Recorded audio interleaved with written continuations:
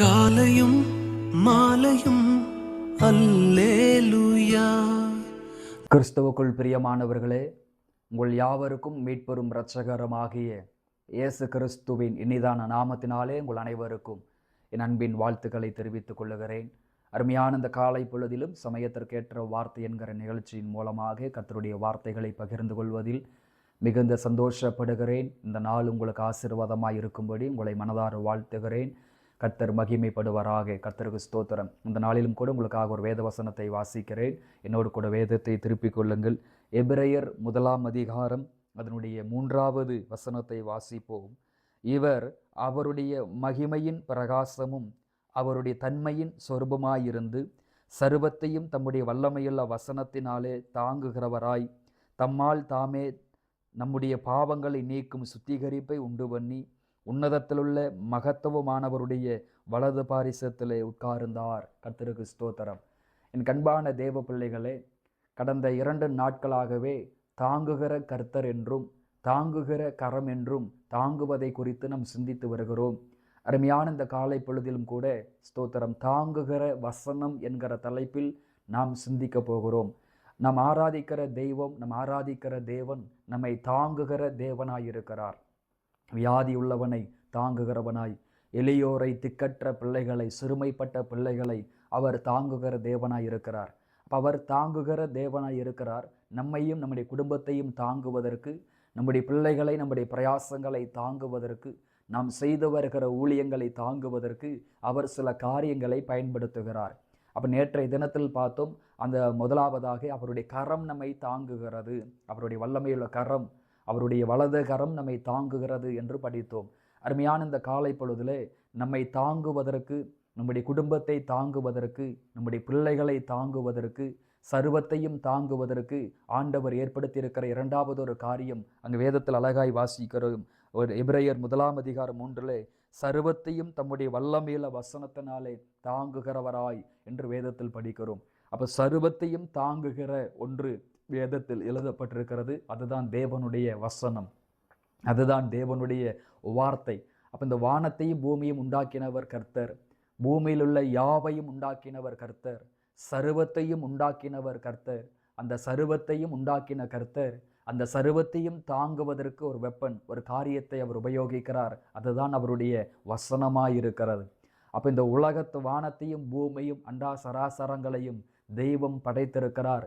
அந்த சர்வத்தையும் தாங்கி கொண்டிருப்பது அவருடைய வசனமாயிருக்கிறது. அப்போ இதில் ஒரு காரியத்தை நாம் புரிந்து கொள்ள வேண்டும். இந்த சர்வலோகத்தையும் இந்த சர்வத்தையும் தாங்கி கொண்டிருப்பது அவருடைய வசனம்தான், அவருடைய வார்த்தை தான். அவருடைய வசனம் இந்த சர்வத்தையும் தாங்கும் என்று சொன்னால், உங்களுடைய 4 பேர் உள்ள ஒரு குடும்பத்தை, 5 பேர் உள்ள ஒரு குடும்பத்தை, 3 பேர் உள்ள உங்கள் குடும்பத்தை அவர் தாங்காமல் போய் விடுவாரோ? உங்கள் குடும்பத்தை அவருடைய வசனம் தாங்கும். இந்த வசனத்தை நீங்கள் கனம் பண்ணினால், இந்த வேத வசனங்களை நீங்கள் கனம் பண்ணினால், இந்த வேத வசனங்களை நீங்கள் தியானித்தால், இந்த வேத வசனத்தின்படி நீங்கள் வாழ்ந்தால், இந்த சர்வத்தையும் தாங்குகிற வசனம் உங்கள் குடும்பத்தை தாங்கும், உங்கள் பிள்ளைகளை தாங்கும், உங்களுடைய பிரயாசங்களை தாங்கும், உங்கள் ஜீவிதங்களை தாங்கும், உங்கள் தனிப்பட்ட வாழ்க்கையை அது தாங்கும், நீங்கள் செய்து வருகிற ஊழியத்தை அது தாங்கும், உங்கள் எதிர்காலத்தை அது தாங்குவதற்கு வல்லமையுள்ளதாக இருக்கிறது. அப்போ சர்வத்தையும் இந்த வசனம் தாங்கும் என்று சொன்னால், சகலத்தையும் இந்த வசனம் தாங்குகிற ஒரு வசனமாய் இருக்கும் என்று சொன்னால், உங்களை தாங்குவதற்கும், உங்களை போஷிப்பதற்கும், உங்களை நடத்துவதற்கும், உங்களை நல்வழிப்படுத்துவதற்கும் இந்த வசனம் போதுமானதாக இருக்கிறது. கர்த்தருக்கு ஸ்தோத்திரம். என் கண்பான தேவ பிள்ளைகளே, அவருடைய வசனம் என்பது நம்மை தாங்குகிற வசனமாய் இருக்கிறது. ஒருவேளை எனக்கு உதவி செய்ய யாரும் இல்லை, என் குடும்பத்தை பராமரிக்க யாரும் இல்லை, என் பிள்ளைகளை நடத்த யாரும் இல்லை, எங்களை தாங்குவதற்கென்று யாரும் இல்லை, திக்கற்ற பிள்ளைகளாக, கைவிடப்பட்ட பிள்ளைகளாக வாழ்கிறோம், எங்களை தாங்குவதற்கு யாரும் இல்லை என்று சொல்லி இந்த வார்த்தைகளை கேட்டுக்கொண்டிருக்கலாம். உங்களை தாங்குவதற்கென்றே சர்வத்தையும் தாங்குகிற இந்த வசனத்தை, இந்த வேதத்தை ஆண்டவர் உங்கள் கைகளிலே கொடுத்திருக்கிறார். இந்த வசனத்தை கனம் பண்ணுங்கள். ஆண்டவர் உங்களை ஆசீர்வதிப்பாராக. அப்போ இந்த சர்வத்தையும் தாங்குகிற வேத வசனம் எப்படிப்பட்ட வசனம் என்பதை நாம் சிந்திக்க போகிறோம். சர்வத்தையும் தாங்கக்கூடிய இந்த வசனம் எப்படிப்பட்ட வசனமாக இருக்கிறது என்று சிந்திக்க போகிறோம். வெளிப்படுத்தின விசேஷம் 12 அதிகாரம் 11 சொல்லுகிறது, மரணம் நேரிடுகிறதா இருந்தாலும் அதற்கு தப்பும்படி தங்கள் ஜீவனையும் பாராமல் ஆட்டுக்குட்டியின் இரத்தத்தினாலும் தங்கள் சாட்சியின் வசனத்தினாலும் அவனை ஜெயித்தார்கள் என்று வேதத்தில் வாசிக்கிறோம். அப்ப மரணமே நேரிடுகிற ஒரு சோதனை வந்தாலும், மரணமே நேரிடுகிறதா இருந்தாலும், மரணம் நேரிடுகிறதான சோதனைகள் வந்தாலும் கூட ஆட்டுக்குட்டியின் இரத்தத்தினாலும் சாட்சியின் வசனத்தினாலும் அவனை ஜெயித்தார்கள் என்று வேதத்தில் படிக்கிறோம். அப்ப என் கண்பான தேவ பிள்ளைகளே, நம்மையும் நம்முடைய குடும்பத்தையும் நம்முடைய வாழ்க்கையையும் தாங்கி வருகிற இந்த வேத வசனம் எப்படிப்பட்ட வசனம் என்று பார்க்கும் பொழுது, இந்த சர்வத்தையும் தாங்குகிற வசனம் எப்படிப்பட்ட வசனம் என்று பார்க்கும் பொழுது, அது ஒரு ஜெயிக்கிற வசனம்.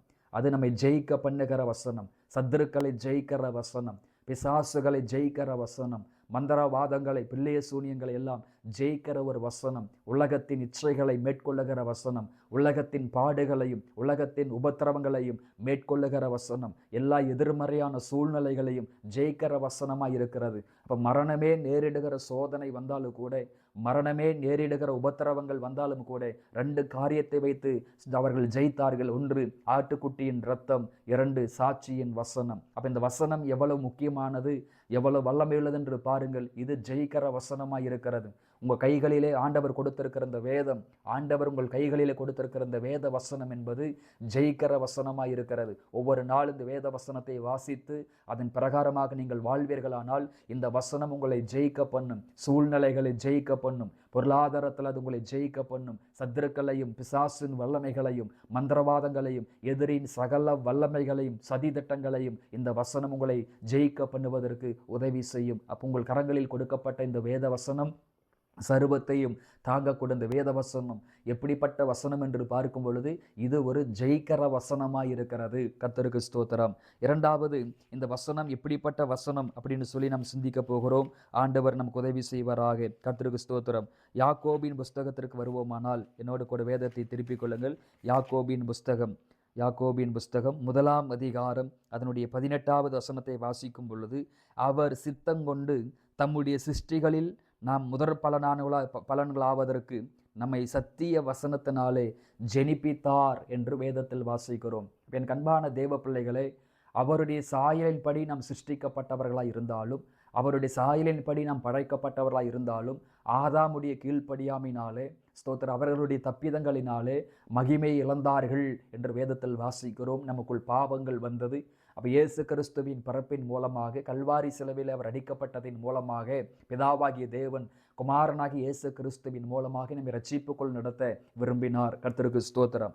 அப்போ அவரிடத்தில் யாதொரு வேற்றுமையும் இல்லை, அவரிடத்தில் யாதொரு பட்சபாதமும் இல்லை.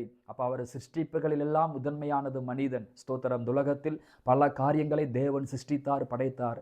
அதில் முதற் பலனாய் இருப்பது மனிதன்தான். ஸ்தோத்திரம். அப்போ அந்த மனிதனை முதற் பலனாய் இருப்பதற்கு சத்திய வசனத்தினாலே அவனை ஜெனிப்பித்தார், அவனை ஸ்தோத்திரம் அவனை மீட்டெடுத்தார், அவனை மீட்டு கொண்டார் என்று வேதத்தில் படிக்கிறோம். ஈன்றெடுத்தார், பிறப்பிக்க பண்ணினார் என்று வேதத்தில் வாசிக்கிறோம். அப்போ நீங்களும் நானும் ஒரு காலத்தில் ஆண்டவரை அறியாதவர்களாய் வாழ்ந்தோம், ரட்சிக்கப்படாதவர்களாய் இருந்தோம், ஜெனிப்பிக்கப்படாதவர்களாய் இருந்தோம். ஸ்தோத்திர ரட்சிப்பென்றாலே அறியாமல் இருந்தோம். ஆனால் நீங்களும் நானும் இன்றைக்கு ரட்சிக்கப்பட்டவர்களாய் இருப்பதற்கு காரணம் என்ன?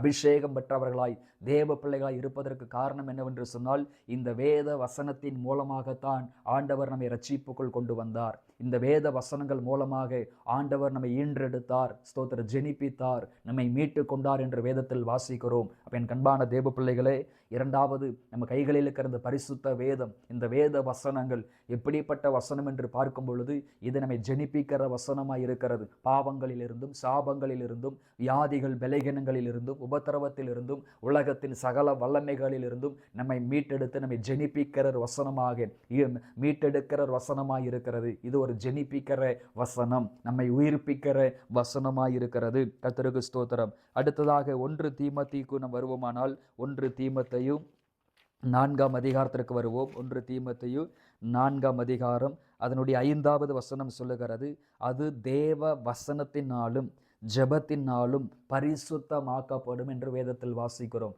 இந்த உலகத்தில் நம்மை பரிசுத்தப்படுத்துவதற்கு அநேக காரியங்களை தேவன் ஏற்படுத்தியிருக்கிறார். அதிலே ஒன்று இயேசுவின் நாமம், அதிலே ஒன்று இயேசுவின் இரத்தம், அதில் இன்னொன்று வேத வசனம். அப்போ நம்முடைய பாவங்கள், நம்முடைய அக்கிரமங்கள், நம்முடைய குற்றங்கள் மன்னிக்கப்படுவதற்கு இயேசு கிறிஸ்துவின் இரத்தம் மிகவும் உதவிகரமாயிருக்கிறது. ஸ்தோத்திரம். அப்போ அவருடைய நாமத்தினால் நாம் பரிசுத்தமாக்கப்படுகிறோம், அவருடைய இரத்தத்தினால் நாம் பரிசுத்தமாக்கப்படுகிறோம், ஜெபத்தினாலும் நாம் பரிசுத்தமாக்கப்படுகிறோம். அதிலே ஒன்றுதான் ஸ்தோத்திர வேத வசனத்தினாலும் அது தேவ வசனத்தினாலும் பரிசுத்தமாக்கப்படும் என்று வேதத்தில் வாசிக்கிறோம். அப்போ வேத வசனம் என்பது இந்த சர்வத்தையும் தாங்குகிற வசனம். எப்படிப்பட்ட வசனம்னா இந்த வேத வசனம் நம்மை பரிசுத்தமாக்குகிறது. இந்த வேத வசனத்தை நீங்கள் வாசித்து தியானித்து அதன்படி வாழ்வதற்கு ஒப்பு கொடுக்கும் பொழுது நீங்கள் காதுகளிலே கேட்கிற சத்தியத்திற்கு, நீங்கள் காதுகளிலே கேட்கிற உபதேசத்திற்கு நீங்கள் ஒப்பு கொடுக்கும் பொழுது நீங்கள் காதுகளில் கேட்கிற இந்த வேத வசனம் உங்களை பரிசுத்தமாக்குகிறது. உங்கள் ஆவி ஆத்மா சரீரத்தை பரிசுத்தமாக்குகிறது. உங்களுடைய ஜீவிதங்களை இது பரிசுத்தமாக்குகிறது. உங்களை பரிசுத்தவான்களாக இது மாற்றுகிறது. கர்த்தருக்கு ஸ்தோத்திரம். ஆண்டவர் உதவி செய்வாராக. சங்கீதங்களின் புஸ்தகம் 119:9 வாசிக்கிறோம், வாலிபன் தன் வழியை எதினால் சுத்தம் பண்ணுவான், உங்களுடைய வசனத்தை காத்து கொள்ளுகிறதுனாலே தானே என்று வேதத்தில் படிக்கிறோம். அப்போ வாலிபனுடைய வழியை சுத்தமாக்குவது எதுவென்று பார்க்கும் பொழுது வேத வசனம் தான். இது நம்மை ஒரு சுத்தமாக்குகிற வசனமாயிருக்கிறது. நம்முடைய சிந்தை வேத வசனங்களை வாசிக்க வாசிக்க நம்முடைய சிந்தைகளை சுத்தமாக்குகிறது, பார்வைகளை சுத்தமாக்குகிறது, வாயின் வார்த்தைகளை பரிசுத்தமாக்குகிறது, கரத்தை பரிசுத்தமாக்குகிறது, இருதயத்தை பரிசுத்தமாக்குகிறது, கால்களை சுத்தப்படுத்துகிறது, சகல அசுத்தங்களை நீக்கி போடுகிறது. அசுத்தத்திற்காக அல்ல, பரிசுத்தத்திற்கே நம்மை அழைத்திருக்கிறார். அதனால் இந்த வேத வசனம் நம்மை சுத்தமாக்குகிற ஒரு வசனமாயிருக்கிறது. ஸ்தோத்திரம். ரோமர் 15:4 வாசிக்கிறோம், பொறுமையையும் ஆறுதலையும் தருகிற வசனமாயிருக்கிறது. இந்த வேத வசனங்களை வாசித்து தியானிக்கும் பொழுது நம்முடைய வாழ்க்கையில் இது பொறுமையையும் ஆறுதலையும் உண்டாக்குகிற வசனமாயிருக்கிறது. கொலோசியர் 4:6 ஸ்தோத்திரம், கிருபை பொருந்திய வசனம். வசனத்தில் கிருபை உண்டு.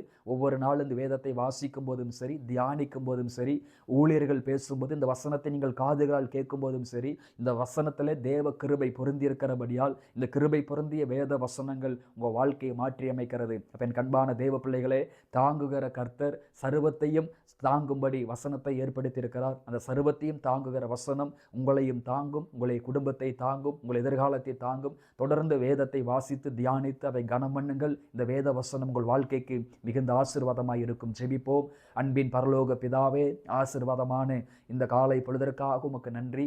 சர்வத்தையும் தாங்குகிற வசனம் ஆண்டவரே என்று வேதத்தில் படிக்கிறோம். ஒருவேளை இந்த பிள்ளைகளுக்கு எந்த சகாயமும் உதவி இல்லாமல் இருப்பார்களானால் சர்வத்தையும் தாங்குகிற வசனம் இவர்களை தாங்குவதாக, குடும்பத்தை தாங்குவதாக, பிள்ளைகளை தாங்குவதாக, இவங்க பிரயாசங்களை தாங்குவதாக, ஊழியங்களை தாங்குவதாக என்று நான் மனதார ஜெபிக்கிறேன். அது ஒரு ஜெயிக்கிற வசனமாய் இருக்கிறபடியால் அந்த வசனம் இவர்களை ஜெயிக்க பண்ணட்டும். மந்திரவாதங்களை, பிள்ளை சூனியங்களை, பிசாசின் போராட்டங்களை ஜெயிக்க பண்ணும்படி நான் ஜெபிக்கிறேன். அது பரிசுத்தமாக்குகிற வசனம். இந்த வசனங்களை வாசித்து அதன் பிரகாரமா வாழ ஒப்பு கொடுக்கும் பொழுது இந்த வேத வசனங்கள் இவர்களை பரிசுத்தமாக்க நான் ஜெபிக்கிற ஆண்டவரே. இந்த வசனங்கள் இவர்களை சுத்தமாக்கும்படி நான் ஜெபிக்கிறப்பா. சுத்தமாக்கட்டும், பரிசுத்தப்படுத்தட்டும் ஆண்டவரே. அப்பா, அது எல்லா தடைகளை மாற்றி போடட்டும். ஒவ்வொரு நாளும் வேதத்தை கையில் எடுத்து வாசிக்க, அதை தியானிக்க, ஜெபிக்க ஆண்டவரே கிருபை செய்யும்படி நான் மனதார ஜெபிக்கிறப்பா.